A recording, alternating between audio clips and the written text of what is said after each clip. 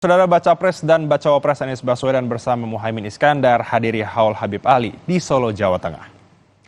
Setibanya di Masjid Riyad, Anies dan Caimin menyempatkan diri menyapa dan bersuah foto bersama jemaah yang hadir. Selain bersilaturahmi, kehadiran keduanya ini sekaligus meminta doa untuk berkontestasi di Pilpres mendatang.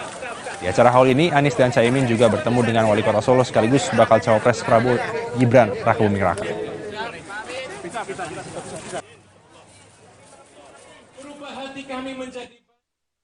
Telaga cinta kami, di mana kita semua datang ke sini karena rasa cinta.